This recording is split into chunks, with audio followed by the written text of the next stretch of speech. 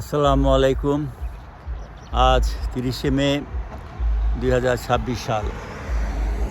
শহীদ রাষ্ট্রপতি জিয়া রহমানের আজ ৪৫তম শাহাদত বার্ষিকী।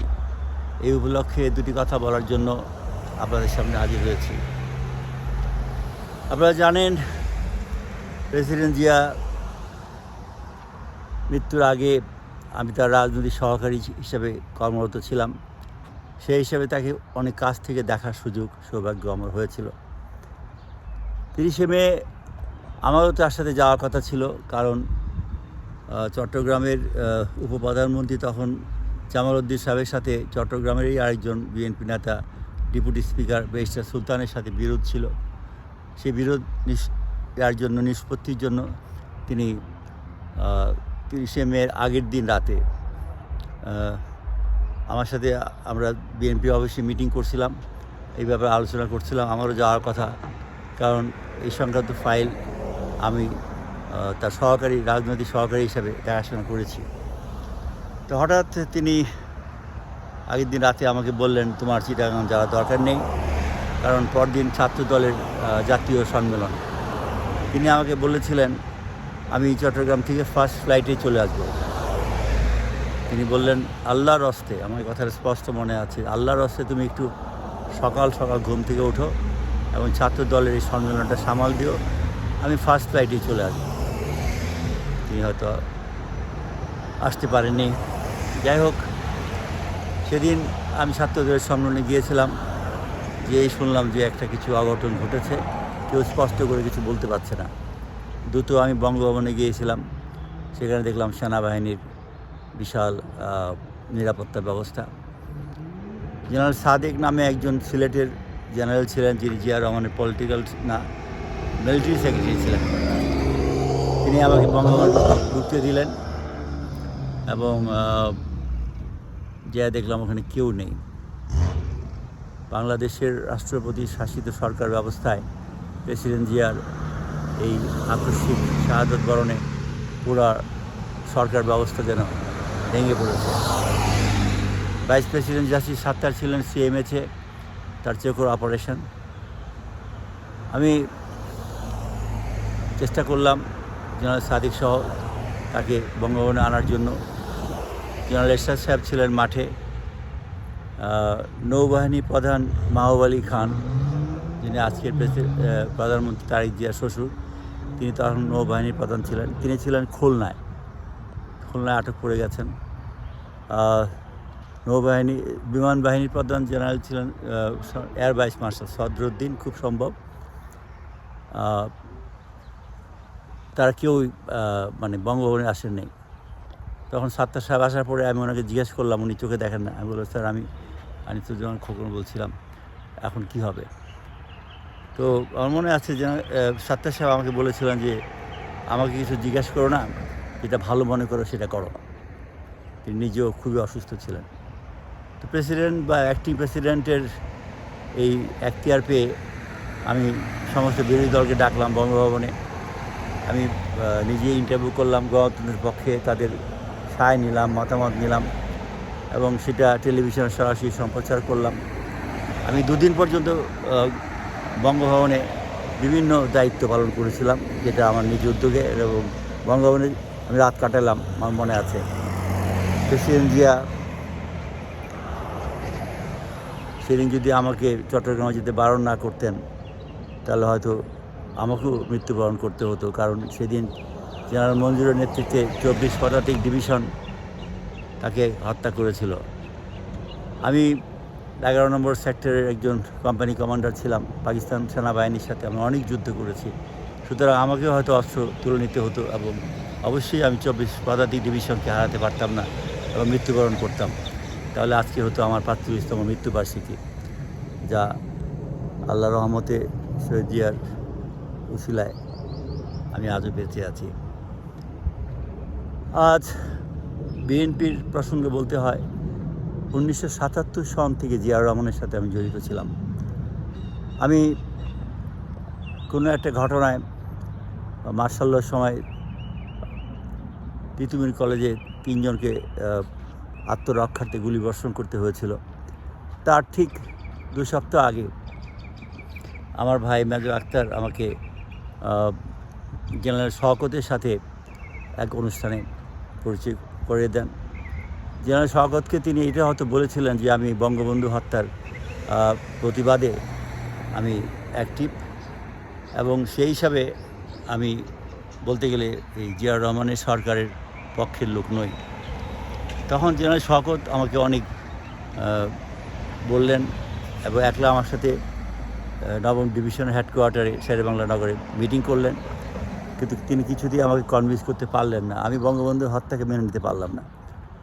তিনি সুকৌশলে আমাকে নিয়ে বললেন, চলো আমরা একটা মিটিংয়ে যাব। তিনি আমাকে জিয়াউর রহমানের কাছে নিয়ে গেলেন। ওই প্রথম জিয়াউর রহমানের সাথে আমার পরিচয়। তখন তিনি সেনাবাহিনীর প্রধান এবং প্রধান সামরিক আইন প্রশাসক। তিনি আমাকে কনভিন্স করলেন, তিনি আমাকে বললেন যে আপনারা যা করছেন সেটা ভারতের হাতকে শক্তিশালী করছেন, আমাদের স্বাধীনতাকে বিপন্ন করছেন। সে অনেক কথা, অনেক কিছু উনি আমাকে কনভিন্স করলেন। আমি ওনার সাথে কথা বলে চলে আসার 1 সপ্তাহ পরেই তিতুমির কলেজের এই ঘটনাটা ঘটলো এবং আমাকে আবারও জেলে যেতে হলো। অনেক দিন পর জেলতে ছাড়া পাওয়ার পর আমি আমার ভাইয়ের বাসায় চট্টগ্রামে চলে যাই, কারণ আমার আম্মা চাচ্ছিলেন না ঢাকায় আবারও গোলাগুলি মারামারি হোক এবং এর মধ্যে আমি জড়িত হয়ে যাই। তখন রাজনীতির খুব ডামাডোল অবস্থা, দেশে সামরিক শাসন। প্রেসিডেন্ট জিয়া চট্টগ্রামে গিয়েছিলেন খুব সম্ভব একটা বেঙ্গল রেজিমেন্টের পাসিং আউট সেরিমনিতে। তো সেইখানে আমার সাথে ওই একটা পারিবারিক অনুষ্ঠানে আবার দেখা হয়ে গেল। তার যে স্মৃতিশক্তি, স্মরণশক্তি অদ্ভুত, আমি অস্বীকার করি না। তিনি সবার মধ্যে বলেছিলেন, তুমি না জেলে ছিলে? সবার কাছে আমি বিব্রত অবস্থায় পড়ে গেলাম। আমি বলতে বাধ্য, স্যার আমি জামিনে ছাড়া পেয়ে চট্টগ্রাম চলে এসেছি।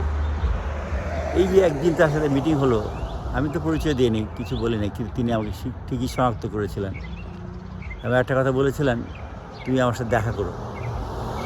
তো আমি বললাম, স্যার আপনার সাথে আমার কথা হয়েছে। বলছে, না আরও কথা আছে, তুমি আছো। তার 1 সপ্তাহ পর আবারও আমাকে ঢাকার থেকে খবর দেওয়া হলো। বিশ্বাস করবেন, আল্লাহকে সাক্ষী রেখে বলছি, আমাকে আসতে হলো আবার চিটাগাং থেকে জিয়াউর রহমানের সাথে দেখা করার জন্য। সেই 1977 বা 76-এর শেষের দিকে। ওই সময় জিয়াউর রহমানের রাজনৈতিক সহযোগিতার জন্য তিনি আমাকে দায়িত্ব দিলেন, আমাকে অনুরোধ করলেন। আমি একটা কথা বলেছিলাম যে আপনি যদি বঙ্গবন্ধুর বিরুদ্ধে কিছু না করেন, না বলেন, তাহলে আপনাকে সহযোগিতা আমি করব। তিনি আমাকে কথা দিয়েছিলেন, আল্লাহর কসম বলছি, তিনি বলছিলেন আমি বঙ্গবন্ধুকে হত্যাও করে নাই, হত্যার সাথে জড়িত না। এবং তিনি এটাও বলেছিলেন আমাকে, যারা বঙ্গবন্ধু হত্যার সাথে জড়িত তাদের সবাইকে আমরা দেশের বাইরে পাঠিয়ে দিয়েছি। সুতরাং বঙ্গবন্ধু হত্যার জন্য আমাদেরকে দায়ী করা বা আমাদের প্রতি ইঙ্গিত করা কিছুতেই সঠিক নয়। যাই হোক, সেই থেকে জিয়াউর রহমানের সাথে আমার সম্পর্ক এবং কাজ করেছি। আমি যখন নমিনেশন বোর্ডে গিয়েছিলাম বিএনপির 1979, তখন মশিউর রহমান সাহেব, তারপরে আবু নাসের খান ভাসানী সহ অনেক 6 দলীয় ঐক্য জোটের নেতারাও ছিলেন। সেই বিএনপির তখন ব্যারিস্টার মওদুদ, ব্যারিস্টার আবুল হাসনাত, তারা আমাকে নিয়ে অনেক বিদ্রূপ করেছিলেন। বলছি, তুই এত কম বয়সে এমপি হলে? মশিউর রহমান সাহেব বলেছিলেন যে তোর তো ফাঁসি হয়ে যাবে। যাই হোক, প্রেসিডেন্ট জিয়া ওইখানে বসে একটা কথা বলেছিলেন সবাইকে, আমার এখনও মনে আছে। প্রেসিডেন্ট জিয়া বলেছিলেন যে ওর সাথে আমার পরিচয় আপনাদের সাথে আমার পরিচয়ের অনেক আগের থেকে, সুতরাং ওর নমিনেশনের ব্যাপারটা যদি আমাকে ছেড়ে দেন আমি খুশি হব। তখন সকলের মুখ মানে কালো হয়ে গেল। তিনি এত বড় কথা বলেন, তো আপনাদের সাথে পরিচয় অনেক আগে ওর সাথে আমার পরিচয়। এবং সেই একটি মাত্র কারণেই 1979 সালে বাংলাদেশের জাতীয় সংসদের ইতিহাসে মাত্র 23 বছর বয়সে আমি বিএনপি থেকে মনোনয়ন পাই এবং জয়লাভ করি তৎকালীন আওয়ামী লীগের আইনমন্ত্রী মনোরঞ্জন ধরকে হারিয়ে। সেই জন্য জিয়াউর রহমান আমাকে অত্যন্ত বিশ্বাস করতেন, স্নেহ করতেন এবং আমার স্পষ্টবাদিতার জন্য আমাকে সবসময় লাইক করতেন। তিনি বলতেন যে ও যা বলে, মুখে যা বলে সেটা মনের কথা, কোনো খুশি করে আর্টিফিশিয়াল কথা বলে না। সেই জন্য তিনি আমাকে তার রাজনৈতিক সহকারী পদে দায়িত্ব দেন, একজন এমপি ছাড়াও। এবং এই রাজনৈতিক সহকারী পদের বদলতে আমি তার সকল রাজনীতির মানে মধ্যমণি হয়ে উঠি। আমি সবচেয়ে কম বয়সে। মন্ত্রীরা আমাকে তোয়াজ করতো, দলের নেতারা আমাকে যথেষ্ট সম্মান করতো। প্রতিদিন হেলিকপ্টারে, ট্রেনে, বাসে, হেঁটে প্রেসিডেন্ট জিয়ার সঙ্গে আমি ছিলাম, আমি থাকতাম। বয়সও কম ছিল। মুক্তিযুদ্ধের কোম্পানি কমান্ডার ছিলাম। ছাত্রদের সেই তিতুমির কলেজে জিএস ছিলাম। ঢাকা শহরে যে কোনো জায়গায় প্রেসিডেন্ট গেলে দেখতে সবাই আমাকে চিনে, এক নামে চিনে। তিনি গর্ব করতেন, তিনি আমাকে অত্যন্ত স্নেহ করতেন। তিনি আমাকে পার্টির অত্যন্ত গুরুত্বপূর্ণ দায়িত্ব দিয়েছেন। সমস্ত পার্টির ফাইলপত্র সিদ্ধান্ত দেওয়ার দায়িত্ব দিয়েছেন এবং স্বরাষ্ট্রমন্ত্রীর বিরুদ্ধে আমাকে অনুসন্ধান করার জন্য বাগেরহাট পাঠিয়েছেন। বিভিন্ন দলীয় কর্মকাণ্ডে আমাকে দায়িত্ব দিয়েছেন। সেটা আজকে ভুলতে পারি না। আজকে জিয়া রহমানের শাহাদত বর্ষণের পর বেগম খালেদা জিয়াকে আমি রাজনীতি সক্রিয় করেছিলাম, আমি রাজনীতি এনেছিলাম। এটা কেউ বিশ্বাসও করবে না, কেউ মানবে না, একমাত্র আল্লাহ সাক্ষী। বেগম জিয়া বলেছিলেন, খোকন সোনা, আমাকে আর রাজনীতির মধ্যে টেনে আনো না, কারণ রাজনীতি করে একজন তো চিরবিদায় নিয়েছে, আমার ছেলেদের পড়াশোনার ক্ষতি করো না। কিন্তু সেটা আমাকে করতে হয়েছিল। আমি এরশাদের কোপানলে পড়লাম। এরশাদ সাহেব বললেন, না, আমাকে তোমার আসতেই হবে, আমার পক্ষে আসতেই হবে। বিভিন্ন পরিস্থিতির শিকার হয়ে শেষ পর্যন্ত প্রেসিডেন্ট এরশাদ আমাকে বললেন, তোমাকে পররাষ্ট্রমন্ত্রী হতে হবে এবং ইংল্যান্ড এবং আমেরিকা সফরে যেতে হবে। তারই টাকায়, তারই নির্দেশে আমাকে দেশ ছাড়তে হয়েছে। কিন্তু লন্ডনে না গিয়ে আমি সেই 1984 সালে যুক্তরাষ্ট্রে এসে রাজনৈতিক আশ্রয় নিয়েছি। আজ পর্যন্ত রাজনৈতিক আশ্রয় রয়েছে। অনেক লম্বা স্টোরি। জিয়া রহমানের অনেক স্মৃতি কথা আমি আছে, আমি নিয়ে একটা বই লিখব ভাবছি। আজকে তার এই 35তম শাহাদত দিবসে শুধু এইটুকু চাই, আল্লাহ তাকে ব্যাস নসিব করুন এবং তার প্রতি আমার গভীর শ্রদ্ধা। তার মতো মহান ব্যক্তি, তার মতো সৎ ব্যক্তি বাংলাদেশের রাজনীতিতে বঙ্গবন্ধুর পরে আমি আর কাউকে দেখি না। সবাইকে ধন্যবাদ। আসসালামু আলাইকুম। বাংলাদেশ চিরস্থায়ী হোক।